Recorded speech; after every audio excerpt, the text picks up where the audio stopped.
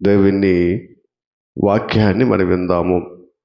ఎందుకంటే ఈ బ్రతుకు, ఈ జీవితము అనేది మన ప్రారంభ దశ ఏడుపుతోనే, ముగింపు దశ కూడా ఏడుపుతోనే, కాదంటారా? అవును. ఎందుకంటే పుట్టినప్పుడు మనం ఏడుస్తాము, చచ్చినప్పుడు వెనకున్న వారిని వేడిపించి వెళ్ళిపోతాం. రెండిట్లోనూ ఏడుపు అనేది కామను. అంటే ఏడుపు అనగానే దుఃఖము, బాధ, ఆవేదన, ఇలాగా ఎన్నో వాటిని మనము గ్రహిస్తూ ఉన్నాము. మంచిది. ఎందుకంటే మనిషి ఈ లోకములో పుట్టినప్పటి నుంచి చనిపోయే వరకు ఎన్నో కష్టాలను, శ్రమలను, బాధలను అనుభవించాలి. అవి లోక సంబంధమైనవిగా ఎన్నో వాటి మనం చూస్తూ ఉంటాము. చాలా సందర్భాలలో కొంతమంది బాధపడుతున్నప్పుడు, దుఃఖపడుతున్నప్పుడు, లేదా వారు ఏదైనా వేదన చెందుతున్నప్పుడు సాధారణంగా వారి దగ్గరికి వెళ్ళి మనం ఆదరిస్తాము. ఏమని ఆదరిస్తాము? ఏమని ఆదరిస్తామా? అమ్మా, బాధపడకండి, మంచి రోజులు వస్తాయి, తర్వాత నీకు మేలు జరుగుతుంది, తర్వాత మీకు మంచి జరుగుతుంది, మీరు ఇబ్బంది పడకండి, బాధపడకండి, ఓర్చుకోండి అని చాలా సందర్భాల్లో మనం మాట్లాడుతూ ఉంటాం. మంచిది. ఎందుకంటే బైబిల్లో కూడా దేవుడు ఒక మాట చెబుతున్నాడు. మనందరికీ తెలిసిన వాక్యము. యేసుక్రీస్తు వారు మరి ఒలీవ కొండ మీద చేసిన ప్రసంగములో మత్తయి సువార్త 5వ అధ్యాయములో మనం చూస్తే అక్కడ అంటాడైనా, దుఃఖపడువారు ధన్యులు, వారు ఓదార్చబడుదురు అంటున్నాడు. ఎవరు ధన్యులు అంటమ్మా? దుఃఖపడేవారు ధన్యులు. దుఃఖము అనగానే లోకములో చాలా దుఃఖాలు ఉన్నాయండి. ఎన్ని దుఃఖాలు ఉన్నాయమ్మా? చాలా దుఃఖాలు ఉన్నాయి. కుటుంబం కోసం మనం బాధపడాలి, దుఃఖపడాలి. సమస్యల కోసం మనం బాధపడాలి, దుఃఖపడాలి. దుఃఖం అంటే ఏంటమ్మా? బాధ, వేదన. ఎన్నో పరిస్థితులు మన కుటుంబంలో, మన జీవితాల్లో ఉంటవి కదా.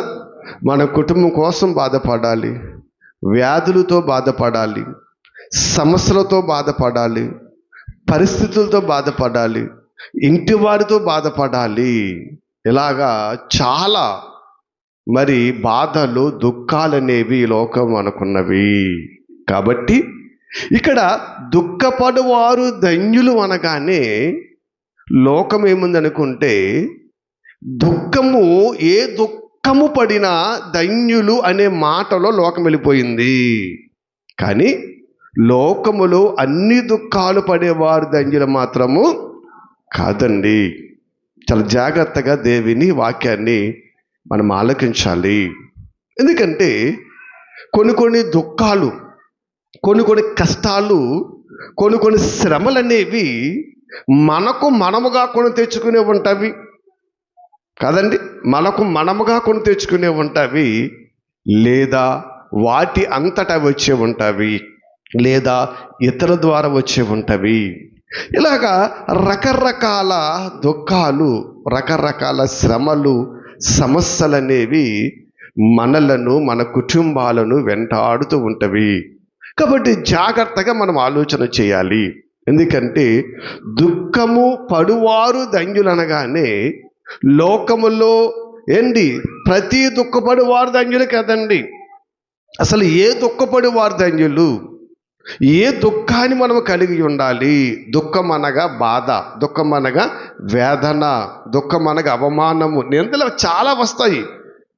కానీ ఏ దుఃఖాన్ని, ఏ బాధపడాలి మనము, ఏ బాధను మనము అనుభవించవలసిన వారిమై ఉన్నామో ఈరోజు మనం జ్ఞాపకం చేసుకుందాం. ఎందుకంటే ఈ దుఃఖము, ఈ బాధ, దుఃఖం అనే మాట గురించి చూస్తే బైబిల్లో సుమారు 198 సార్లు దేవుడి మాటను వ్రాయించాడు. ప్రవక్తల జీవితాల్లో అయితే, అపోస్తుల జీవితాల్లో అయితే, ఇలాగ చాలా సందర్భాల్లో మనం ఆలోచన చేస్తే ఈ దుఃఖము అనే మాట మనకి కనబడుచు ఉంది. మంచిది. అయితే ఇక్కడ దుఃఖపడి వారు ధన్యులు అని ఎవరు చెప్తున్నారు? యేసుక్రీస్తు వారు కదా. కానీ ఎవరు ఆదర్చబడతారు? ఏ దుఃఖాన్ని మనం కలిగి ఉండాలి? ఇది ఈరోజు మనం ఆలోచన. చాలా జాగ్రత్తగా ఆలోచన చేయండి. ఎందుకంటే ప్రతి సమస్యకు, ప్రతి కష్టానికి తప్పు చేసి కూడా దుఃఖపడుతూ దేవుని మీద నెట్టేసే వారి లోకంలో చాలామంది ఉన్నారండి. తప్పు చేసి, పొరపాటు చేసి, నేను దుఃఖపడుచున్నా, నేను వేదన చెందుతున్నాను, ప్రభువా నన్ను చూడమంటే కుదరదు. ఇప్పుడు సమస్యలతో మనం కొని తెచ్చుకొని, లేదా కొన్ని పరిస్థితుల్లో మనం బాధపడుతూ, ప్రభువా నన్ను చూడవే అంటే ఏం చేస్తాడు ఆయన? మనకు తెచ్చుకునే సమస్యలు ఉంటాయి, మనం తెచ్చుకునే ఇబ్బందులు ఉంటాయండి. ఆలోచన చేయండి. ప్రతి దుఃఖము దేవుని మీద నెట్టకూడదు. దుఃఖపడేవారు ధన్యులని, అసలు ఏ దుఃఖపడేవారు ధన్యులు? ఏ బాధను అనిపించేవారు ధన్యులు? ఏ కష్టాన్ని అనిపించేవారు ధన్యులు? అది ఆలోచించాలి. అంతే తప్ప అన్నీ పట్టుకొచ్చేసి దేవుడి దగ్గర ముడిపెట్టారు కుదరదు. తప్పు చేసినప్పుడు కూడా నీకేం పర్లేదు అంటే కుదరదు. ఎందుకంటే బైబిల్ అనేది చాలా నీతి గలది. ఇది పరలోక సంబంధమైనది. దేవుడు ఆత్మ సంబంధమైన ప్రతి మాట మన కొరకు రాయిస్తూ ఉంటాడు. అంతే తప్ప ఈ లోకములో ప్రతి దుఃఖాన్ని దేవుడు నన్ను చూడటం లేదు, దేవుడు నన్ను ఆదుకోవటం లేదు, దేవుడు నా సమస్యకు పరిష్కారం లేదు, నేను ఎంత దుఃఖపడుతున్నాను, అయ్యో దేవుడు నన్ను చూడటం లేదు అనేటువంటి ఆలోచన అనేది మనకు రాకూడదండి. అస్సలు మన దుఃఖము దేవుని దృష్టికి యథార్థమైనదా కాదా అనేది మనం ఆలోచన చేయండి. ఎందుకంటే భక్తుడైన యోబు గారు మాట్లాడుతూ ఒక చక్కటి మాట ఆయన మాట్లాడుతూ ఉంటాడండి. ఎందుకంటే యోబు గారి గురించి మనకు బాగా తెలుసు. ఎన్నో సందర్భాలలో ఈ మాటను మనము జ్ఞాపకం చేసుకుంటూ ఉంటాం యోబు గారి గురించి. కాబట్టి ఒక్కసారి భక్తుడైన యోబు గారు మాట్లాడుతున్న మాట చూస్తే, మరి యోబు గ్రంథము 3వ అధ్యాయాన్ని అందరూ తీయండి. యోబు గ్రంథం 3వ అధ్యాయము 20వ వచనాన్ని ఒక్కసారి మనం జాగ్రత్తగా పరిశీలన చేద్దాము. 20వ వచనాన్ని చూద్దాం. చూడండి. 20వ వచనం, దుర్దశలో ఉన్న వారికి వెలిగియపడుట ఎలా, దుఃఖాక్రాంతులయున్న వారికి జీవమియ్యబడుట ఎలా. ఇక్కడ 2 సమస్యలు చెప్తున్నాడు.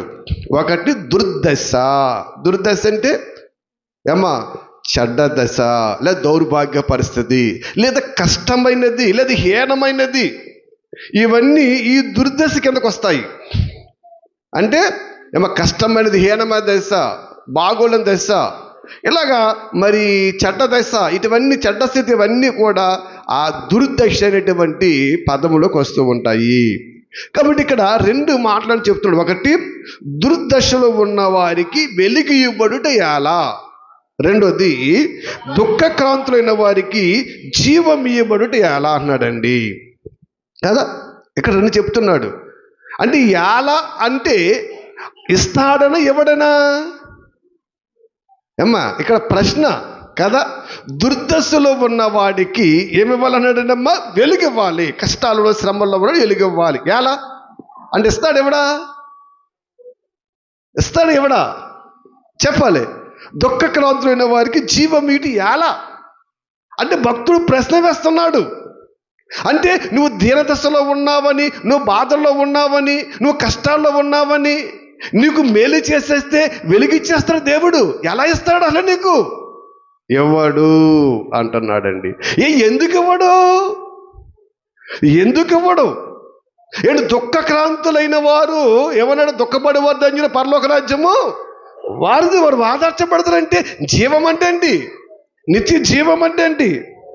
పరలోకము.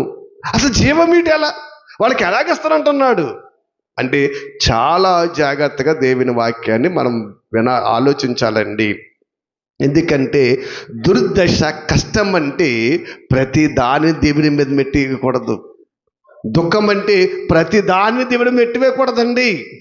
అసలు ఏది, ఎందుకంటే దేవునికి ఇష్టమైన పరిస్థితుల్లో నీవు బ్రతికినప్పుడు, నీవు జీవించినప్పుడు, నీ బ్రతుకు ప్రయాణము పరిశుద్ధతముగా ఉన్నప్పుడు అప్పుడు దేవుడు తప్పనిసరిగా నీకు ఇస్తాడు.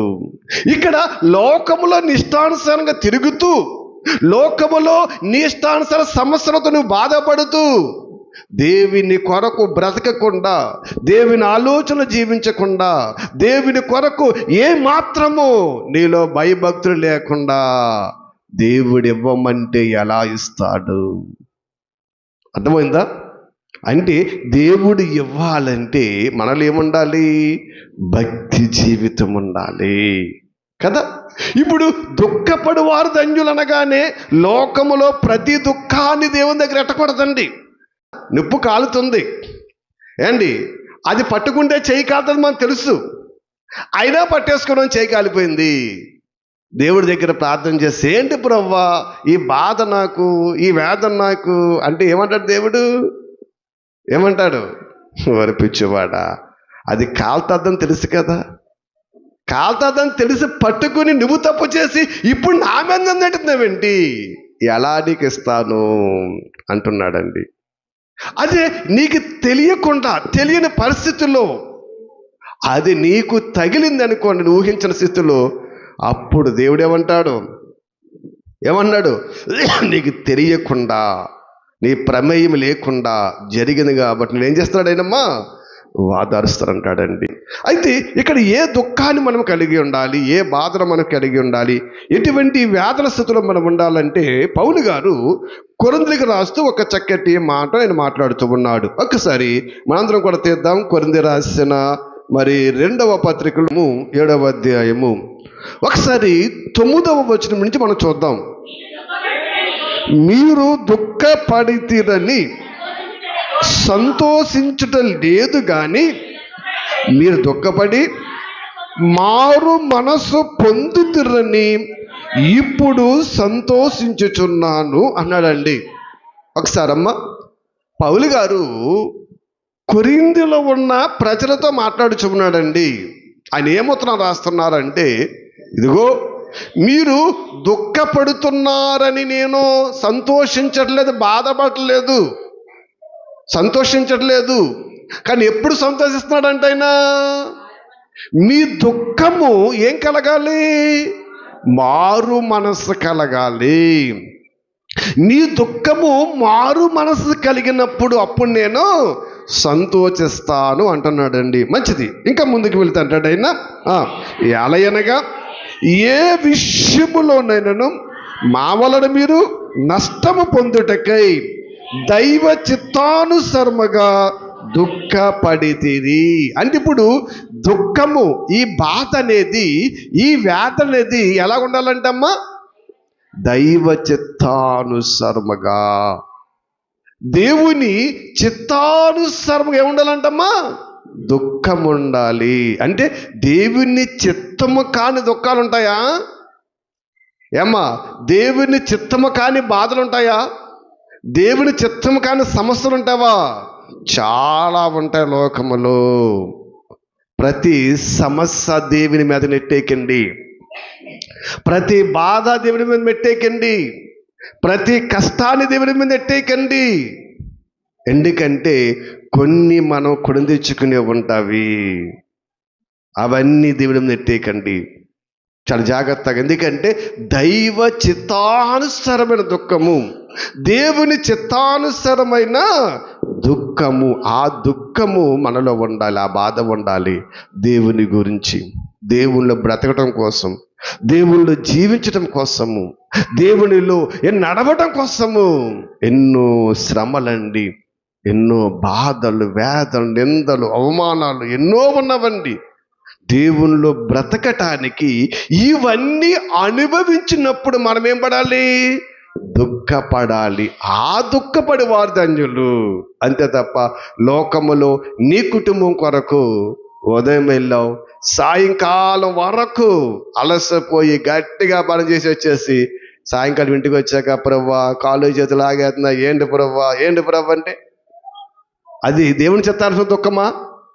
నీ కుటుంబం కోసం నువ్వు కష్టపడ్డావు, అదే సువార్త కోసం పనిచేసావనుకో, వెళ్ళావు, నడిచావు, ప్రయాసపడ్డావు అనుకో, అది దేవుని చిత్తానుసరణ దుఃఖం అండి.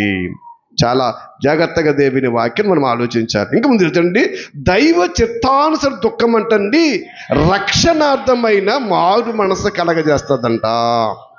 చూడండి, దేవుని చిత్తానుసరణ దుఃఖము ఏం కలుగుతుందని మళ్ళీనమ్మా? రక్షణార్థమై, అంటే మనం రక్షించుటకు, నిత్యరాజ్యాన్ని నడిపించుటకు మారు మనసు కలగజేస్తుంది. మరి లోకముల దుఃఖాలు, లోకంలో సమస్యలు మారు మనసు కాదు కదా, మన మనసులు ఏం చేస్తాయి? కఠిన పరిచేస్తాయి. కొంతమంది చూడండి, చాలామంది దేవుడు కార్యం చేయలేదండి, దేవుడు నాకు మేలు చేయలేదండి, ఆ దేవుడు ఎందుకండి అంటే అసలు ఎందుకు చేయలేదు, దానికి కారణం ఏంటి, ఎందుకు మేలు చేయలేదు, ఎందుకు కారణం ఏంటి? దేవుడు మేలు చేయలేదని ఆలోచిస్తున్నా కానీ అసలు దేవుడు మేలు చేయకపోవడానికి అసలు మనలో ఏ లోపాలు ఉన్నాయి ఇప్పుడు ఆలోచించావా? అందుకంటారు భక్తులు, భక్తుడు ఏమని తెలుసండి? ప్రతివాడు వాడు లోపాలు వాడు కనిపెట్టాలి, తెలుసుకోవాలి. అవి మనం కనిపెట్టం ఎంతసేపు దేవుడి మీదే. ఎందుకంటే ప్రపంచంలో మాట్లాడినవాడు ఎవరైనా ఎదిరించిన వాడు ఎవరంటే దేవుడే. ప్రతిదీ ఆయన మీద నెట్టేస్తాం మనం, కాబట్టి ఇక్కడ దుఃఖం అనగా లోకములు నువ్వు కొని తెచ్చుకునే శ్రమలు కాదు, నువ్వు కొని తెచ్చుకునే కష్టాలు కాదండి. దేవుని చిత్తానుసరణ దుఃఖం మనకు కలగాలన్నాడు. చూడండి, ఎందుకంటే అయితే ఈ లోక సంబంధ దుఃఖం అంటండి మరణాన్ని కలగజేస్తుంది. అంటే లోక సంబంధ దుఃఖం ఉంది, దైవ చిత్తానుసరమైన దుఃఖం ఉంది. రెండు దుఃఖాలు ఉన్నాయి కదా. ఇప్పుడు దేవుని చిత్తానుసరణ దుఃఖము నీలో కలిగితే, బాధ నీలో కలిగితే, ఆ దుఃఖం అంట నీ బ్రతికిని ఏం చేస్తుందంట? మార్చేస్తుంది, దేవుని వైపు నడిపిస్తుంది, మహాలోకాన్ని నడిపిస్తుంది నిన్ను. కానీ లోక సంబంధమైన దుఃఖం ఏంటంటమ్మా? మరణము అంటే నరకానికి తీసుకుపోతుంది. ఏ దుఃఖములో మనం ఉన్నాము? ప్రతి దుఃఖము దేవుని చిత్తానుసరమైనది కాదు. అది ఏ దుఃఖమో మనల్ని మనం ప్రశ్నించుకోవాలి. అదే చెప్తున్నాడు ఆయన, దైవ చిత్తానుసరమైన దుఃఖము, అలాగే లోక సంబంధమైన దుఃఖము. దైవ చిత్తానుసరమైన దుఃఖం అంటే దేవుని కొరకు బ్రతకటములు, నువ్వు దేవుని సంధికి రావాలి, కష్టము, శ్రమ, బాధ అయినా వస్తావు, అది దైవ చిత్తానుసరణ దుఃఖం అండి. లోకములో మన ఇష్టాన్ని వెళ్ళిపోతూ ఆ ప్రతి దుఃఖాన్ని దేవుడి మీద మాత్రం మనము నెట్టకూడదు. ప్రభునందు ప్రియమైన దేవుని బిడ్డలుగా, అందుకే చూడండి, మీరు దేవుని చిత్త ప్రకారం పొందిన ఈ దుఃఖము ఏం చేస్తుందంట? మనిషికి జాగ్రత్త నేర్పుతుందంట, దోష నివారణ నేర్పుతుందంట. ఇలాగా ప్రతివాదిని ఆగ్రహము, ఎట్టి భయమును, అభిలాషము ఇలా చూసుకుంటూ వస్తున్నాడండి. అంటే ఇప్పుడు దైవ చిత్తానుసరణ దుఃఖము మనల్ని ఏం చేస్తుందండి? ఒక్క మాటలో చెప్పాలంటే ఇవన్నిటి ప్రకారము మనలను బలవంతులుగా, స్థిరవంతులుగా నిలబెడతాది. అర్థమైందా? దేవుని చిత్తానుసరణ ఏం చేద్దామా? బలవంతులుగా, ధైర్యవంతులు నిలబెడుతుంది. కానీ లోకంలో దుఃఖము మళ్ళీ ఏం చేసేదండి? భయభ్రాంతులు చేసేస్తుంది, మళ్ళీ కంగారు పెట్టేస్తుంది, మళ్ళీ ఇబ్బందులు పెట్టేస్తుంది, మన మనసును పాడు చేసేస్తుంది, మన బ్రతుకులను పాడు చేసేస్తుంది. అటు ఇటు పరుగులు తీస్తూ ఎన్నో పరిస్థితులను అది కల్పించేస్తుందండి. కానీ దైవ సిద్ధాంత దుఃఖం మనలో ఏమిటమ్మా? మనోధైర్యము, గుండె ధైర్యము, నిబ్బరము, ఇవన్నీ కలగజేస్తాయి. అందుకే చూడండి భక్తుల జీవితం చూడండి, వాళ్ళు ఎన్ని శ్రమలు పడ్డా, ఎన్ని బాధలు పడ్డా ఏమన్నాడు పౌలు గారు? మేము అధైర్య పడలేదయ్యా, అసలు మేము భయపడలేదు, అధైర్యపడలేదు, ఎవరికి మేము జడియలేదు. అది జడియవలసిన పని, అధైర్యపడాల్సిన పని మాకు లేదు. మనుషుల వాళ్ళు ఇష్టానుసారంగా మాట్లాడతారు, నిందలు వేస్తారు, అవమానాలు వేస్తారు, గుద్దుతారు, తన్నుతారు, చంపుతారు. ఎన్ని చేసినా అసలు మేము ఎవ్వరికి అధైర్యపడము. ఎందుకంటే మా దుఃఖము దైవ చిత్తానుసర దుఃఖము. మేము వేదన పడేది, మేము బాధపడేది, మేము శ్రమ పడేది, మేము పని చేసేది ఆ మహాలోకానికి మేము చేరుకుంటూ అనేక మందికి చేర్చాలి.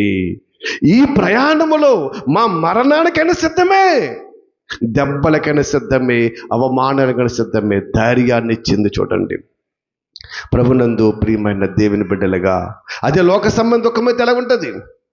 లోక సంబంధ దుఃఖమైతే భయముతో మనం ఏం చేస్తాం? అపవాది క్రియలకు లొంగిపోతూ ఉంటాము, అనేక లోక సంబంధమైన స్థితికి లొంగిపోతూ ఉంటాము, పడిపోతూ ఉంటామండి. భయం అండి. అదే చెప్తున్నాడు పౌలు గారు మాట్లాడుతూ, అయ్యా ఇది మాలో ధైర్యమును పుట్టిస్తుంది. అటువంటి దైవ చిత్తానుసర దుఃఖం అంటే దేవుని కొరకు నువ్వు బ్రతకటములో అనుభవించే శ్రమలు, వేదనలు, కష్టాలను చూసావా, వాటి ప్రకారం మనం అనుభవించాలి. పేతురు గారు రాసినటువంటి మొదటి పత్రిక ఒకసారి 4వ అధ్యాయం తీయండి. 4వ అధ్యాయము ఒకసారి 12వ వచనం మనం చదివినట్లు అంటాడైనా, ప్రియులారా, మిమ్మల్ని శోధించుటకు మీకు కలుగుచున్న అగ్ని వంటి మహాశ్రమను గురించి మీకేదో ఒక వింత సంభవించినట్లు ఆశ్చర్యపడకండి. పేతురు గారు మాట్లాడుచున్నాడండి. ఏమంటే, ప్రియులారా, మిమ్మల్ని శోధించడానికి, మిమ్మల్ని బాధ పెట్టడానికి ఎన్నో శ్రమలు వస్తాయి, కష్టాలు వస్తాయి. అవి అగ్ని వంటి మహాశ్రమలని ఏదో జరిగిపోతాయి. మీరేమీ బాధపడకండి, కంగారు పడకండి, ఆశ్చర్యపడకండి అని చెప్పి చూడండి. క్రీస్తు మహిమ వచ్చినప్పుడు మీరు ఆనందముతో, సంతోషముతో నిమిత్తము క్రీస్తు శ్రమలో మీరు పాలువారై ఉన్నంతగా సంతోషించండి. కాబట్టి అవి వచ్చేస్తున్నాయి, కష్టాలు వచ్చేస్తున్నాయి, రోగాలు వచ్చేస్తున్నాయి, బాధలు వచ్చేస్తున్నాయి. ఇవేమి మీరు బాధపడకండి. ఈ దుఃఖం వెనుక ఉందంట సంతోషం ఉంది. కాబట్టి దానికోసం మీరు ఆలోచించని చెప్పి, అసలు ఏ దుఃఖాన్ని మనం పడాలి, దేని కొరకు బాధలు పడాలి, దేని కొరకు కష్టపడాలి, దేని కొరకు వేదన పడాలని చెప్తే అన్నాడైనా, క్రీస్తు నామము నిమిత్తము. ఎవరి నామ నిమిత్తం అంటమ్మా? దేవుని కొరకు క్రీస్తు నామము నిమిత్తము మీరు నింద పాలైనడలా మహిమ స్వరూపైన ఆత్మనగా దేవుని ఆత్మ మీలో నిలుచున్నారు గనక మీరు ధన్యులు కదా. ఇక్కడ దుఃఖము, వేదన, బాధ అనేది ఎవరి కోసం అనుభవించాలి? మనము క్రీస్తు నామము నిమిత్తము. క్రీస్తు నామము నిమిత్తం అంటే సువార్త కొరకు, దేవుళ్ళో బ్రతకటం కొరకు, దేవుళ్ళో జీవించటం కొరకు, దేవుళ్ళో నడవడం కొరకు మనం ఎన్నో శ్రమలు అనుభవించాలండి, నిందలు అనుభవించాలి. అందుకే క్రైస్తవుడైనందుకు బాధను అనుభవించాలి అన్నాడండి. కానీ క్రైస్తవుడైనందుకు బాధ అంటే ఏ బాధ? లోకములు అన్ని బాధలు దేవునితో మురిపెట్టడానికి వీలులేదు. సువార్త కొరకు, దేవుని కొరకు బ్రతుకుచున్నప్పుడు ఎన్నో నిందలేస్తారు, ఎన్నో అవమానాలు వస్తాయి. నీకు లేనివి ఉన్నవి లేనివి అన్నీ నీ మీద వేస్తారు. అయినా ఆధార్యపడకు. ఎందుకంటే దేవుడు చెప్పాడు, ఆ క్రీస్తు కొరకు బ్రతుకు నువ్వు నిందను భరించాలి. ఆ నిందను నువ్వు భరించలేదనుకో, ఆ దుఃఖము నీలో లేదనుకో, నీళ్ళేమైనట్టు అమ్మా. తర్వాత వాదార్పు దేవుడు ఎవడు?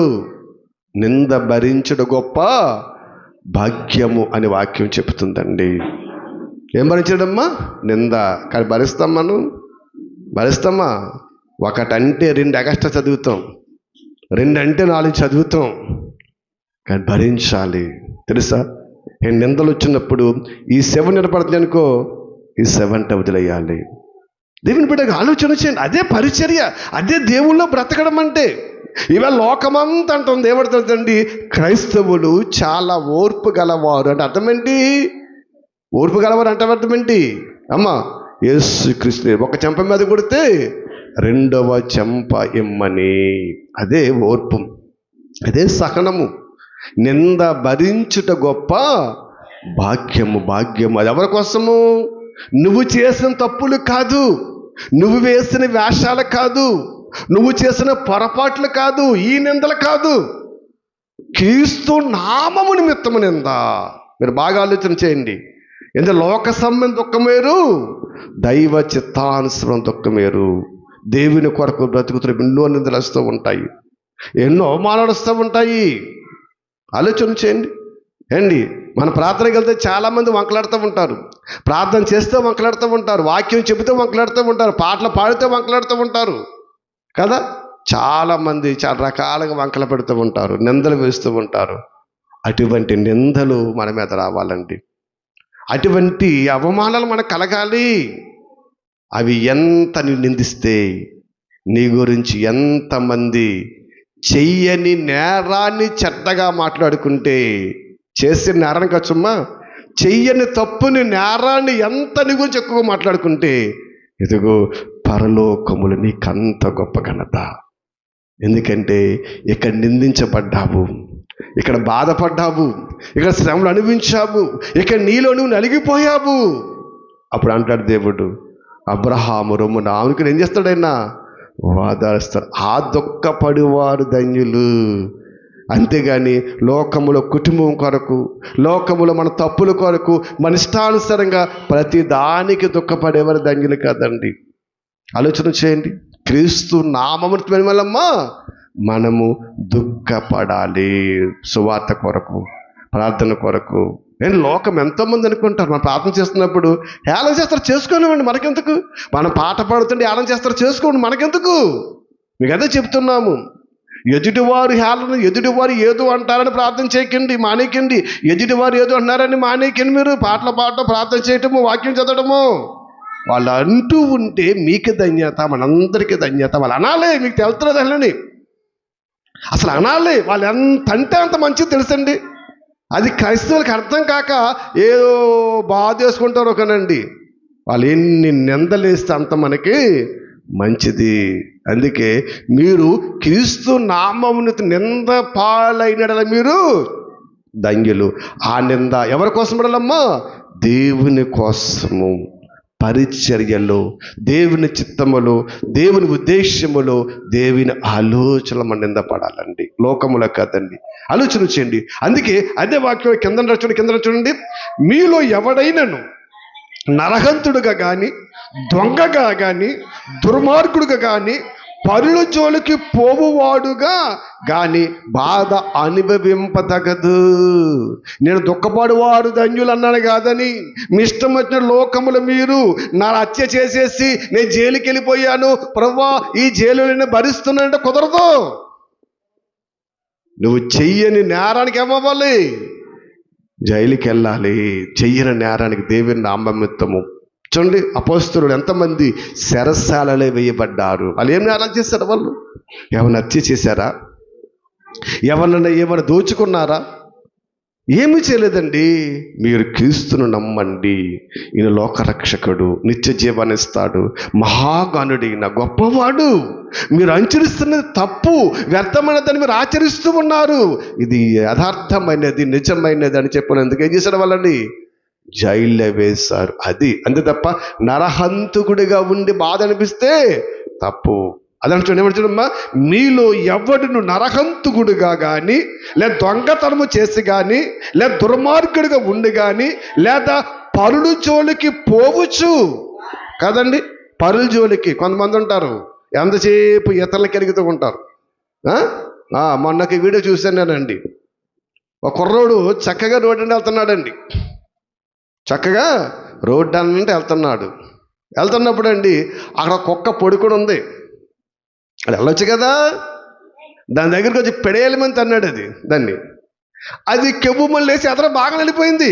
ఈడ బాగా వెళ్తున్నాడండి, దానికి మండింది, వెనకొచ్చేసిన వల్లను తౌరి కరిచేసిందండి అండి. అంటే వాడు తినడానికి వెళ్ళిపోతే బాధ ఉండదు కదా.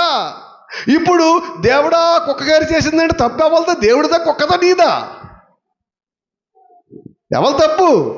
నువ్వు తన్నకపోతే అది పడుకుని కదా, చక్కగా పడుకుంది. అది ఆ ఫేస్బుక్లో పెట్టిన వీడియో అంటే చక్కగా పడుకున్న దానిని తన్నిప్పుడు బాధ ఎవరిది?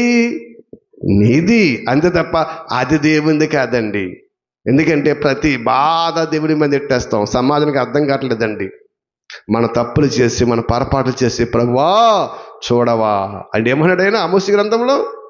ఏమన్నాడైనా? నేను మిమ్మల్ని చూడను, నవ్వుతాను.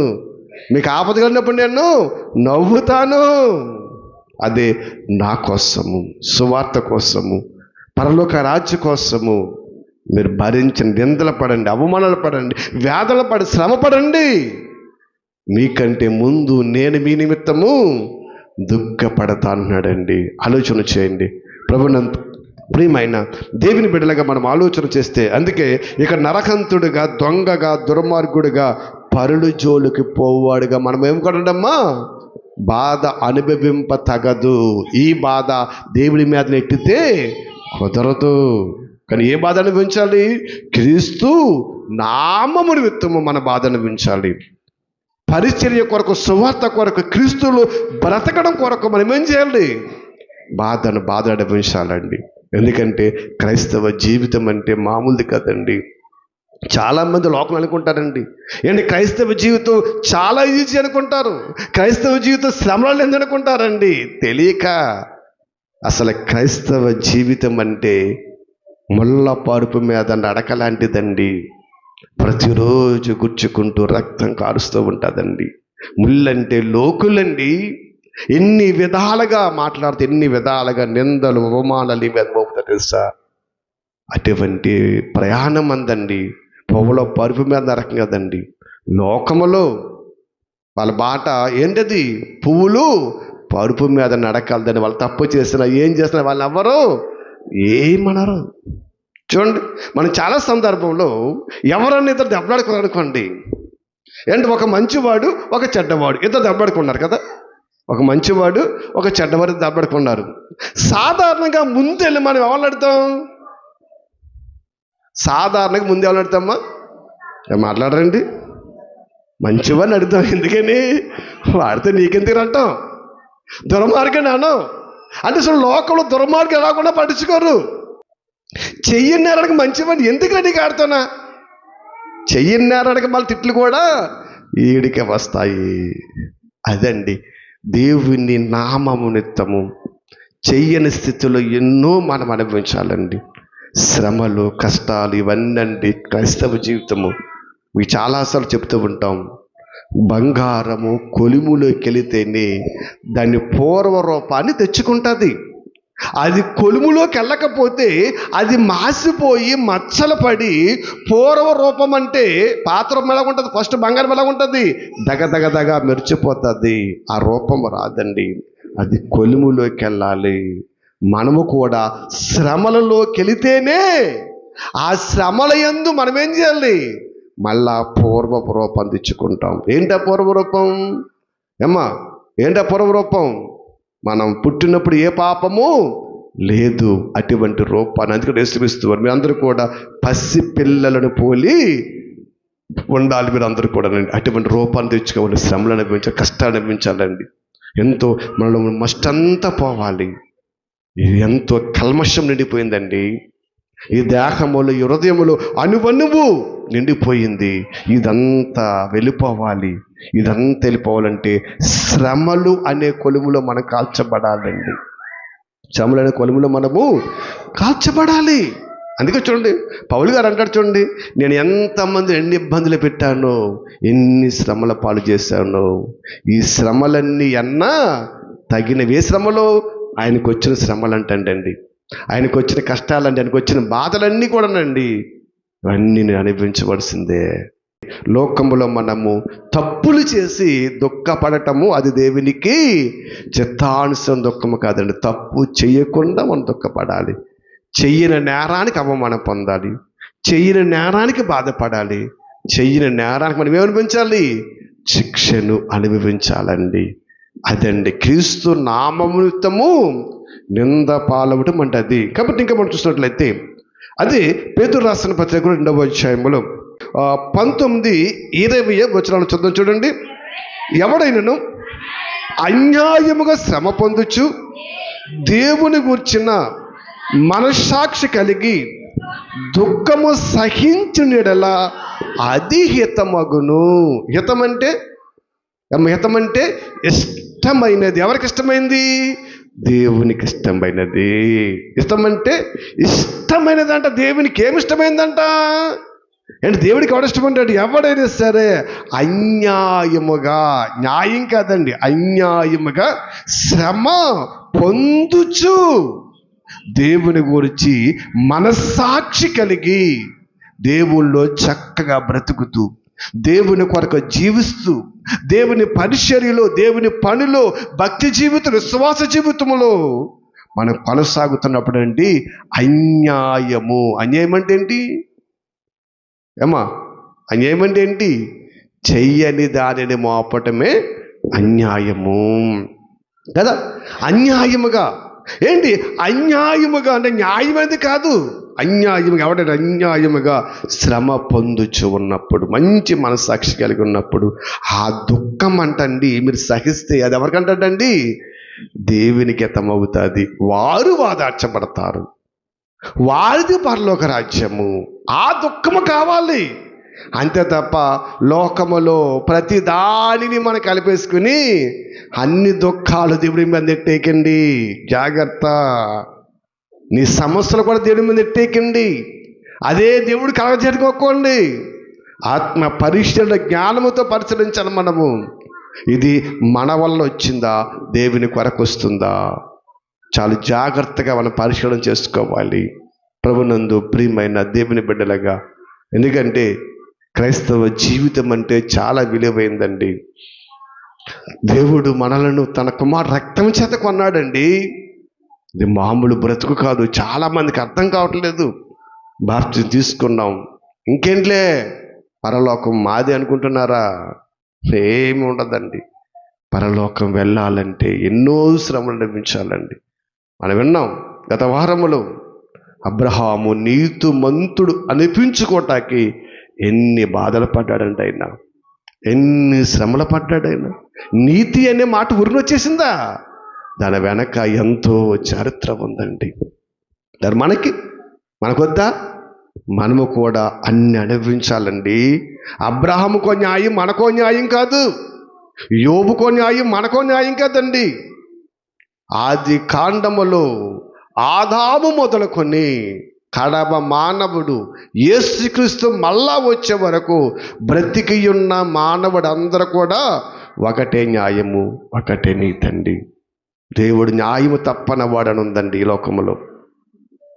ఆ మాట ఈయనకి తప్ప ప్రపంచంలో ఎవ్వరికీ లేదు. న్యాయము తప్పని వాడనండి. ఆలోచన చేయండి దేవుని బిడ్డలుగా. క్రైస్తవ జీవితం అంటే గొప్ప జీవితం అమ్మా. దాని విలువ అర్థం కాకుండా దాన్ని మనం ఏదో సాధారణంగా ఏదో చిన్న చూపు చూస్తూ ఏదో చర్చికి ఆచారంగా వచ్చి 4 కవులు చెప్పి వెళ్ళిపోతున్నట్టు ఉంటుంది మనకి. మీకు అర్థం కావట్లేదు. జీవితం ఎంత విలువని తెలుసండి. అది ఎందరో కావాలన్న దొరకని జీవితం అండి ఇది. దేవుడు మనకెందుకు ఇచ్చాడు? ఆలోచన చేయండి.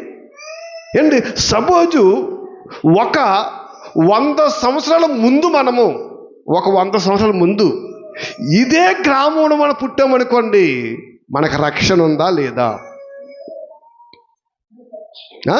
ఖచ్చితంగా లేదు. మరి దేవుడు ఈ కాలంలో ఎందుకు పుట్టించాడు నిన్ను?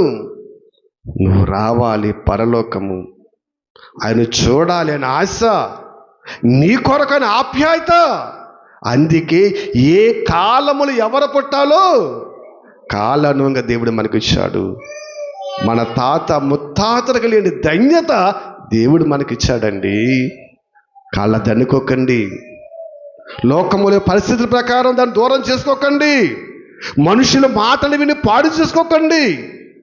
అపవాది ఎప్పుడు కూడా ఒకరిని చెరపాలని చూస్తా తప్ప వాకు చేయాలని చూడదండి. ప్రభునందు ప్రియమైన దేవుని బిడ్డలుగా ఎంత ధన్యులమని తెలుసు మనమండి. అర్థం కావట్లేదు ప్రపంచానికి. ఇవాళ అడవులంట, కొండలంట, కోణలంట ఆకలి దప్పుగా మానేసి ఎందుకు అపోస్తులు తిరిగారు? ఆ పరమార్థం వాళ్ళకి అర్థమైందండి. కడుపు నిండా అన్నమున్నా, కంటి నిద్ర ఉన్నా దేవుని కోసం మనం బ్రతకలేకపోతున్నాం. వాళ్ళు తినటానికి తిండి లేదు, వేసుకోవడానికి వస్త్రము లేదు, నిద్రపోవడానికి స్థలము లేదు. అయినా పరిగెత్తారు, ప్రయాసపడ్డారు, పరుగుని కటముట్టించారండి. దేవుడు మనకెన్ని ఇచ్చాడు. మారవా? మార్పు చెందవా? జీవితాన్ని మార్చుకోవా? ఎప్పుడు ఇంకా ఒకటే బ్రతుక? దేవుని అర్థం ఎప్పుడు చేసుకుంటావు? దేవుని కోసం నీతిగా యథార్థంగా ఎప్పుడు బ్రతుకుతావు నీ బ్రతుకులో? ఆలోచన చేయండి. లోకములో మనము దేవుడు మన ఈ కాలములు ఇచ్చాడంటే నీ నుండి అనేది కోరుకుంటున్నాడు. ఆయనకి చేయాలి, ఖచ్చితంగా ఇచ్చేయాలి. ఆయనకి ఇవ్వకపోతే దేవుడు ఊరుకోడండి. ఆలోచన చేయండి దేవుని బిడ్డలుగా. అందుకే ఆయన ఏమంటున్నాడు అంటే చూడండి, ఏమన్నాడమ్మా, ఏమన్నాడు చూడండి, ఎవడైనను అన్యాయముగా శ్రమ పొందొచ్చు దేవుని గురించి మంచి మనస్సాక్షి కలిగి ఉంటే అటువంటి దుఃఖం అంటే దేవునికి చాలా ఇష్టమైందంటండి. అంతే తప్ప అన్యాయంగా నా మాట అనేసాడండి, అక్రంగా నా మీద నింద మోసేసారని ఏం మాట్లాడకండి. వాళ్ళు ఎన్ని అనుకుంటే నీకు అంత మంచిది, ఎన్ని నిందలు వేస్తే అంత మంచిది అండి. ఆలోచించండి. యేసుక్రీస్తు వారు వాళ్ళ కొడతండి ఏం చేశాడైనా? కొట్టదన్నడా? ఏముంది ఎస్ఐ గ్రంథములో తెలుసండి? కొట్టువారుకు తన వీపిని అప్పగించేశాడు.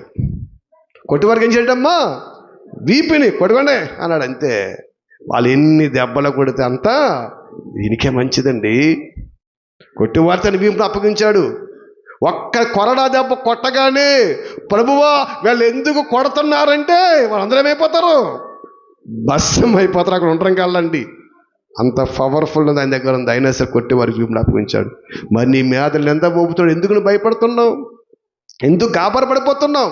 ఎందుకు కంగారు పడిపోతున్నావు? అదో మోపుకోవాలి. ఎంత మోపుకుంటే అంత నీకు బలం అండి. దేవుని బిడ్డలుగా క్రైస్తవ అర్థం కావట్లేదు. అందుకే పౌలు గారు చాలా సందర్భాలు అదిగో మేము నిందింపబడుచియు అమ్మా నిందింపబడుచియు దీవింపబడుచున్నారంటండి. నిందింపబడుతూ దీవించబడతామండి పౌలు గారు. అర్థం కావట్లేదమ్మా. అర్థం కాక చిన్న చిన్న విషయాలకు మనం ప్రార్థన చేసుకుని పరిగెత్తేసి చంకల బాధేసుకుని జీవితాలు పాడు చేసుకుంటున్నామండి. బ్రతుకులు పాడు చేసుకుంటున్నాం, విశ్వాస జీవితాలు పాడు చేసుకుంటున్నాం. అది ఇప్పుడు తెలియదండి. కన్ను మూసాక తెలుస్తుంది, ఏమో పైగాయమో ఉండదు. అందుకే దేవుడు ఇన్ని విధాలుగా మనతో మాట్లాడుచున్నాడు. అయితే ఇంకా చూడండి, తప్పిదమునకై దెబ్బలు తిరిగినప్పుడు మీరు సహించినలా మీకేమీ ఘనము, మేలు చేసి బాధపడినప్పుడు మీరు సహించినలా అది దేవునికి హితమగును. ఎందుకు మీరు పిలవబడితిరి? చూడండి పేతురు గారు మాట్లాడుతూ చూడండి, అమ్మా తప్పు చేసి మీరు శిక్ష అనిపించారనుకో దానివల్ల మీకేం ఉపకారం లేదు. తప్పు చేసి శిక్ష అనిపిస్తే ఏం ఉపకారం లేదంటండి. తప్పు చెయ్యకుండా మీరు దెబ్బలు తింటే శిక్షణ అనిపిస్తే అదేమవుతుందంటండమ్మా? దేవునికి హితమగునంటండి. యెషయా గారు ప్రవచిస్తుంటే ఆయన శరీర 2 ముక్కల కింద కోసేశారండి. అపోస్తులు ఎంతమందిని బాధ పెట్టారు ఆలోచించండి. ఇవాళ కూడా సమాజంలో ఎన్ని బాధలు మనకు పెడుతున్నారండి. మనం ఏం చెప్తున్నాము? అసలు బైబిల్ ఏం చెప్తుంది? క్రైస్తవ ప్రపంచం ఏం చెప్తుంది? దేవుడు ఏం చెప్తున్నాడు? ఏం చెప్తాడమ్మా? మీ ఆస్తులు మనకి ఇమ్మంటున్నామా? ఏమంటున్నావు? ఒకే ఒక మాట, మీరు లోకములో పాపాన్ని విడిచండి. పాపం అంటే చాలా ఉన్నవి కదా, చాలా. వీటిని విడిచిపెట్టమనే మాట తప్ప చేయమని మాట చెప్తున్నామా? ఆలోచన చేయండి. ఇవాళ సినిమాలు చూడండి, ప్రతి సినిమా కూడా మనుష్యులను ఎలా పాడు చేయాలో చెబుతున్నారండి. దొంగతనం ఎలాగ నేర్పాలో, వ్యభిచారం ఎలా సీక్రెట్గా చెయ్యాలో, ఒక మనిషిని ఎలాగా మరి కాచి చంపాలో, ఒకరిని ఎలా దోచుకోవాలో, ఒకరిని ఎలా పడగొట్టాలో, ఇవన్నీ కూడా సినిమాల్లో ఇవాళ చూపిస్తూ ఉన్నారు వాళ్ళ హీరోల వల్ల. నాయనా వ్యభిచారం చేయొద్దు, మందు తాగొద్దు, దొంగతనం చేయొద్దు, ఎదుటి వాడికి హాని చేయొద్దు అంటే మనం వెలాన్లు అయిపోయాం. చూసారా? ప్రోత్సహించేవాడు హీరో అయిపోయాడు, వద్దనవాడు వెలాన్ అయిపోయాడు ప్రపంచానికండి. అపవాది ఎత్తుగడ. మీరు తప్పు చేస్తున్నప్పుడు దెబ్బలు తింటే మీకేమేలు లేదయ్యా. మీరు మేలు చేసి బాధపడినప్పుడు సహించినట్లా అది దేవునికి ఇష్టమండి. అపోస్తులు పేర్లు జీవగ్రంథంలో రాయబడ్డాయంటే వాళ్ళు ఏం చేస్తారు? వాళ్ళు మేలు చేసి వాళ్ళు ఏం చేశారు? బాధ అనుభవించారండి. మేలు చేసే బాధను అనిపించాడు. ఏంటి పౌలు గారి ప్రసంగములు ఎక్కడైనా సరే క్రీస్తు నమ్మండి, మీ బ్రతుకు మార్చుకోండి అనే మాట తప్ప రెండో మాట కనపడుతుందా? ఆయన్ని సమాజంలో కొట్టి బయటికి ఇచ్చేసేవారండి.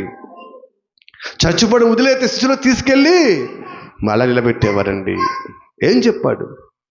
ప్రపంచానికి ఇదే కాదు ఇవాళ మేము చెప్తున్నది.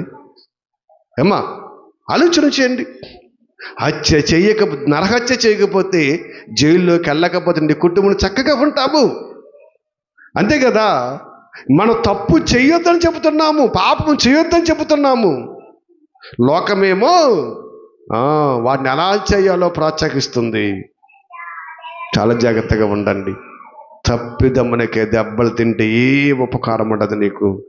తప్పు చెయ్యకుండా నువ్వు దెబ్బలు తిన్నప్పుడు అది ఎలా ఉంటుంది నీకు? గొప్ప ఘనత అంటండి, గొప్ప ఆశీర్వాదం అంట, దేవునికి హితమవుతుందంటండి. అటువంటి దుఃఖపడివారు ధన్యులు, వారు వాదార్చబడతారు. అంతే తప్ప అన్ని దుఃఖాలు కాదండి. ఆలోచన చేయండి. లోకం అన్ని దుఃఖాలు దేవుని ముడిపెట్టకండి. మనం కొందిచ్చేసుకుని ఉంటావి, ఏంటి మనకు కావాలని తెచ్చుకునే ఉంటావి, అవి కాదండి. సువార్తలు దేవుని పనిలో లేదు, దేవుని కోసం బ్రతుకుతున్నప్పుడు, దేవుని కోసం మనము బ్రతుకుతున్నప్పుడు ప్రార్థనకి వెళ్ళాలి. నీ భర్త రానివ్వటలేదు, వెళ్ళొద్దు అన్నాడు, కొడుతున్నాడు, తిడుతున్నాడు, నానా బాధపడుతున్నాడు, అయినా నువ్వు వస్తున్నావు. అప్పుడు ఆ దుఃఖము దేవునికి ఇష్టమైనది. అంతే తప్ప నువ్వు ప్రార్థనకి వెళ్ళకుండా లోకం ఇంటికాడండి ఏంటి నీ భర్తతో దెబ్బడేసుకున్నప్పుడు కొడితే ఆ దుఃఖము దేవునికి ఇష్టమైనది కాదండి. ఆలోచన చేయండి. ఇంకా మనం ముందుకు వెళ్దాం. ఏమ్మా ఆలోచన చేయదు. ఎందుకంటే తప్పు చేసి దుఃఖపడటం అనేది దేవునికి ఇష్టం లేదు. తప్పు చేయకుండా దుఃఖపడేవారు ధన్యులు అనేటువంటి దేవుని మాట మనకు కనబడుతుంది. కాబట్టి ఇంకా కొద్దిగా మనం ముందుకు వెళితే, మరి యోబు గ్రంథములో యోబు గారు మాట్లాడుతూ ఒక చక్కటి మాటను రాస్తూ ఉన్నాడు. చూడండి, యోబు గ్రంథము 36వ అధ్యాయము 21వ వచనం ఒకసారి మనం చూద్దాం. 36వ అధ్యాయం 21వ వచనం, జాగ్రత్త పడుము, చెడుతనము చెయ్యకుండా అన్నాడండి. ఏం చెప్తున్నాడు ఈడమ్మా? ఏం చేయాలంట? దేనికోసం జాగ్రత్త పడాలి? మనము చెడు చెయ్యకుండా ఉండడానికి జాగ్రత్త పడాలి, పాపము చెయ్యకుండడానికి జాగ్రత్త పడాలి. ఏమ్మా జాగ్రత్త పడము, చెడు చెయ్యకుము అని చెబుతున్నాడు. ఎందుకంటే దుఃఖ అనుభవం కన్నా అది మంచిదని నీవు వారిని కోరుకొనుచున్నావు కదా. మనం చదువు ఏం చదువు అక్కడ? దెబ్బలకై, నీవు చేసిన తప్పులకై దుఃఖపడితే దానివల్ల ఏమేలు లేదు అదనడండి. నీవు తప్పు చేసి దుఃఖపడి బాధపడి ఏడ్చే కంటే అసలు చెడుని ఆ పాపాన్ని చేయకుండడమే మంచిది. అందుకు జాగ్రత్త పడమన్నాడండి. అంతే కదా. ఇప్పుడు నొప్పి పట్టుకున్నాం, కాలిన తర్వాత ఏం చేస్తున్నాం? బాధపడుతున్నాం. కానీ దేవుడు ఏం చెప్తున్నాడు? ఒరే పట్టుకిని కాలిందని బాధపడతాం కాదు, అసలు దాన్ని పట్టుకోకుండా ఉండటము మంచిది, జాగ్రత్త అని చెప్తున్నాడండి. అర్థమైందమ్మా? పట్టుకోకుండా ఉండాలి, జాగ్రత్త, అది చెప్తున్నాడు దేవుడు. మనం ఏం చేస్తామంటే ఆ పట్టుకుని కాలిపోయిన తర్వాత అయ్యో అంటున్నాం. అదే చెప్తున్నాడు, జాగ్రత్త పడుమురా. చేసి తప్పని వించుకుని బాధపడటం కంటే నువ్వు ముందే జాగ్రత్తగా ఉండి నీ బ్రతుకు బాగుంటుంది కదా, నీ జీవితం బాగుంటుంది కదా. ఆలోచన చేయండి. కొంతమంది జైల్లో మనం చూస్తూ ఉంటామండి. జైల్లోకి వెళ్ళిపోయిన తర్వాత అక్కడ విలేకరులు కొంతమందిని ప్రశ్నిస్తూ ఉంటారు. అప్పుడు వాళ్ళు బాధపడుతూ ఉంటారు. అప్పుడు మాకు తెలియక తప్పు చేశామండి, తెలియక హత్య చేశాము, వాళ్ళేదో మనం ప్రోత్సహించిన పాపం చేశాం మేము.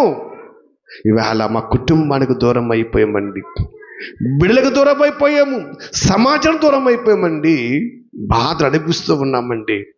జైలులో 4 గోడల మధ్య మేము ఎంతో వేదన అనిపిస్తున్నామండి. ఆ రోజు మేము ఆ తప్పు చేయకపోతే ఈరోజు మా కుటుంబంతో మేము ఉండేవారమని వాళ్ళు మాట్లాడుతూ ఉంటారండి. ఆలోచించండి. అప్పుడు ఆ తప్పు చేయకపోతే ఏం చేయడంటమ్మా, తన భార్య బిడ్డలతో తన కుటుంబంతో చక్కగా ఐక్యత కలిగి ఉండేవాడు. తప్పు చేశాడు, ఇప్పుడు ఏమైపోయాడైనా? ఆలోచన చేయండి. అందుకన్నాడు దేవుడు, ఒరే తప్పు చేసిన తర్వాత నువ్వు బాధపడటం కాదు, అసలే ఆ దుఃఖ పడటము కంటే, ఆ దుఃఖ అనుభవం కంటే నువ్వు చెడుతనము చెయ్యకుండా ఉండి జాగ్రత్త పడటం మంచిది. అంత అయిపోయిన తర్వాత పరిగెత్తితే ఏంటి ఉపకారం? ప్రభువా ప్రభువా ప్రభు అంటే ఏమంటున్నాడైనా? ఏమన్నాడైనా? ప్రభువా ప్రభు అనగానే వచ్చేయండి వచ్చేయండి నాయనా అని చేతి చాచుకున్నాడా? వెంటనే అబ్రహామా వేసేయ్ గేట్ అన్నాడు. అంతే, వెంటనే గేట్ వేసేయ్, వాళ్ళు వచ్చేస్తున్నారు, వాళ్ళు రాకూడదు. ఎందుకని?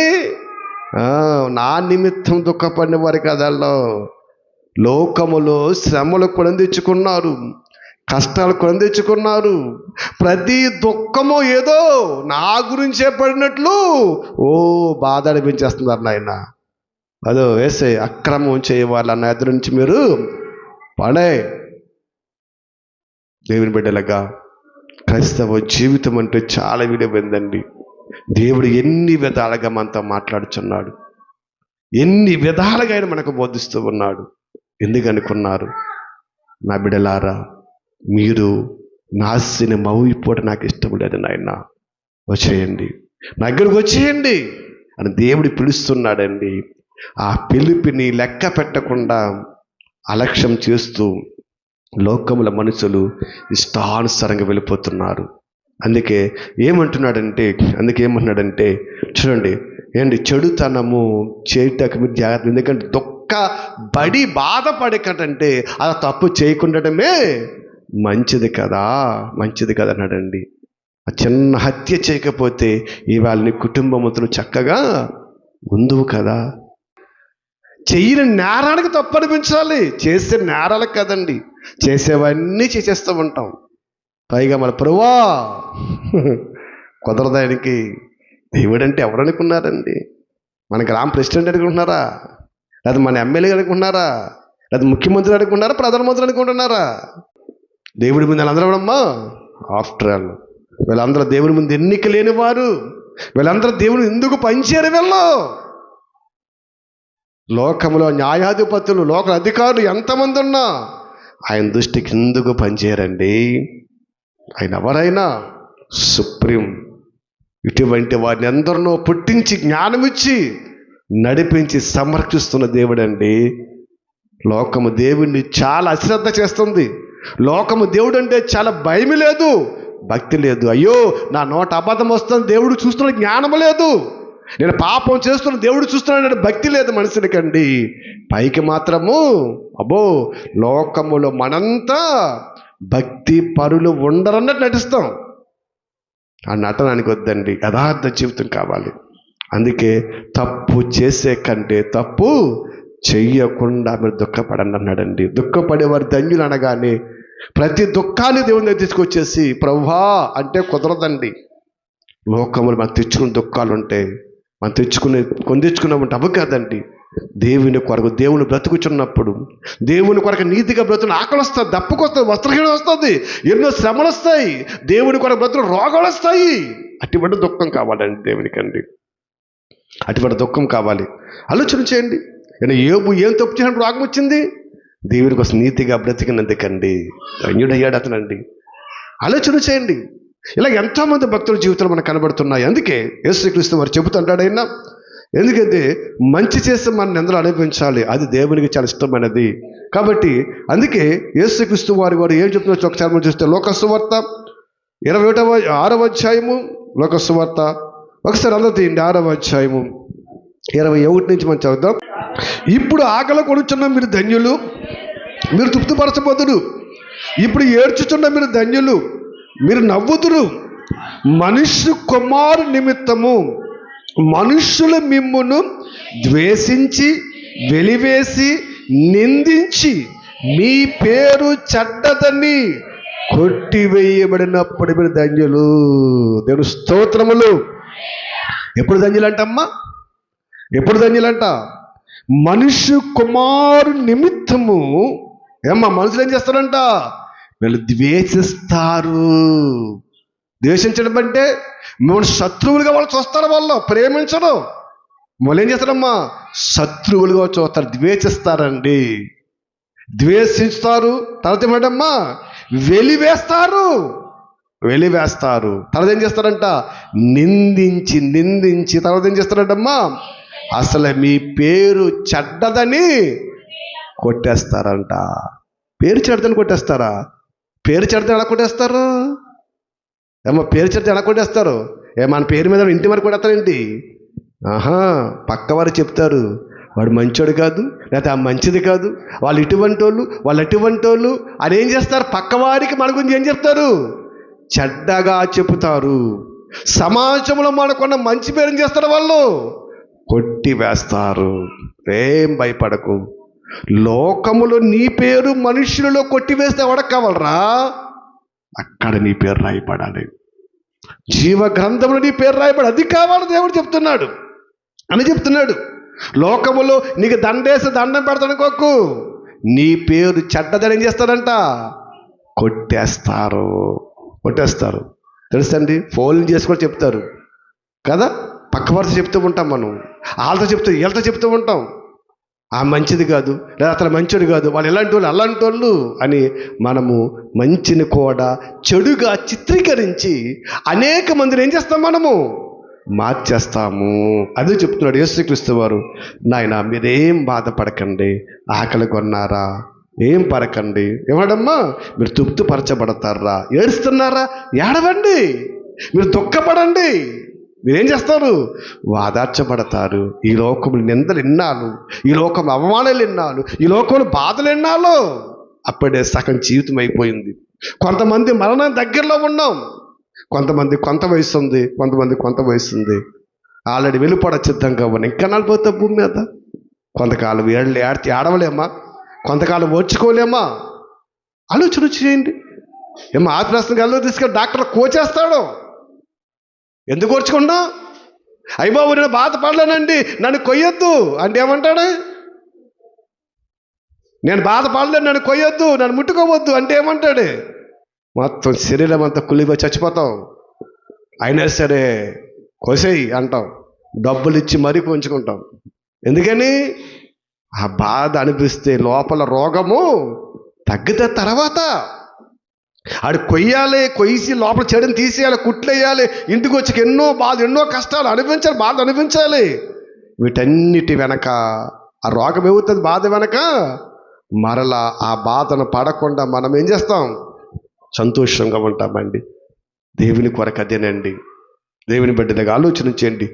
దుఃఖపడువారు ధన్యులు అనగానే ప్రతి దుఃఖాన్ని ఆయన దగ్గర తీసేయగలగండి. లోకంలో చాలా దుఃఖాలు ఉన్నవి.